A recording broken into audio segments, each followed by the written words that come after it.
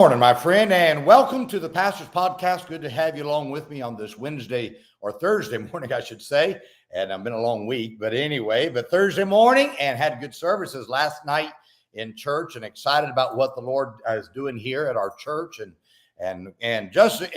summer's now coming to an end. I know the schools are back up in our area, not our Christian school. That all starts next week, and of course, the Bible College will be getting going next week, and looking forward to what God's going to do here as we continue to serve the Lord. Always exciting, always an exciting day to serve the Lord.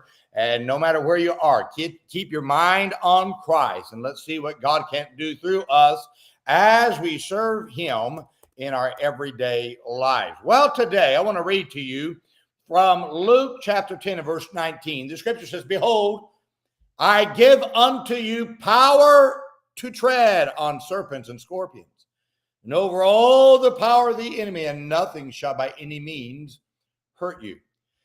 God's power is always given, get this now, it's always given to do something for God. Now, throughout the scriptures, you will find God's power is given to do the works of God. For instance, and it's never to sit, you never get God's power just to sit in a pew.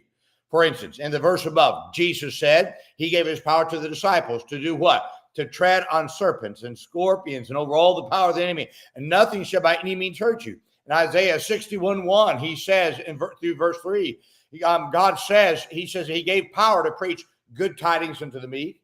He has sent me to bind up the brokenhearted, to proclaim liberty to the captives, and the opening of the prison to them that are bound, to proclaim the acceptable year of the Lord, and the day of vengeance of our God, to comfort all that mourn, to appoint unto them that mourn in Zion, to give them the beauty for ashes and oil for joining, the garment of praise for the spirit of heaviness, that they might be called trees of righteousness, the planting of the Lord, that he might be glorified. Now, I want you to notice that God's power, the word to, T-O, the word is, God's power is to do and never to hold. It was always, every time you see God's power is to do something. So God's power is more about flowing through you than it is to hold inside of you. It's not a possession we hold, it's a conduit. So God does not give me the power to be a capacitor to hold it. But he gives his power so I can be a conduit to do his works to help others out. Now, if you're going to have God's power on your life, that means that there's two things you must do to get it. First, you must do God's work to have God's power. Everything you do in life should be for God to work through you. You should see God's power to work on the job because you're doing that work to be a testimony for God.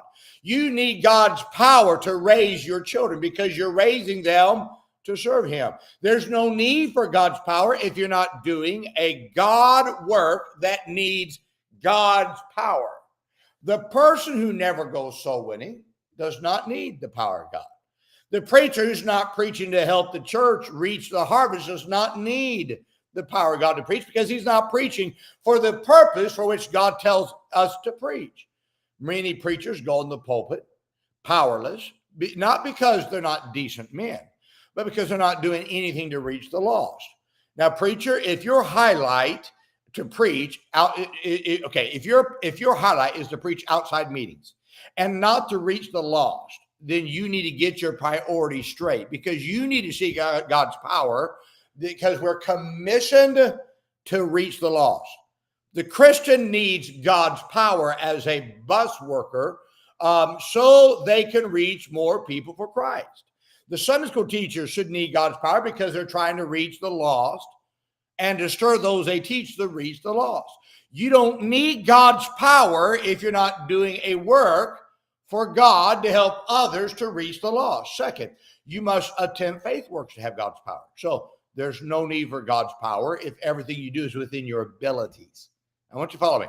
One of the biggest reasons God commands the believer to live by faith is because faith causes us to do things that are beyond our abilities. Therefore, we need God's power. Faith is stepping out beyond our power, beyond our capabilities. And when you step out beyond your capability, you need God's power to make it.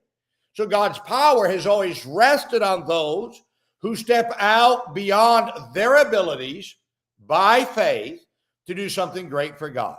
You'll never find those living a comfortable Christian life having the power of God in their life.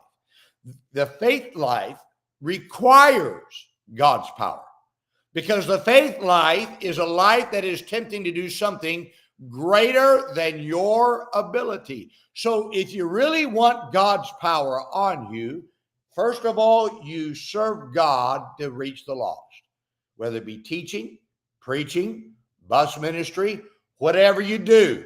You need God's power so that you can help others to reach. You're a conduit to reach the lost. And maybe now I may be teaching, but I'm teaching others to reach the lost.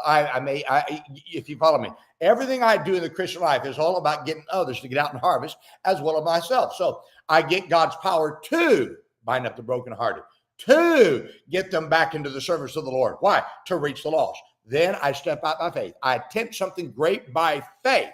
And when I attempt it by faith, my friend, that's when God's power comes on me. And that's when he does his greatest works through us, by when we just say, I've got to step out by faith. Because when I do that, I'm beyond my power. I need God's power. The reason why God used the great men of yesteryear is because they went beyond their abilities by faith. And God used them mightily, and his power rested upon them. You want God's power? That's what you need, my friend. You do those two things. I promise you this. You'll find God's power resting upon your life. Well, I hope this is a great help to you today. Now, let's remember today, be good to everyone. Everyone's having a tough time.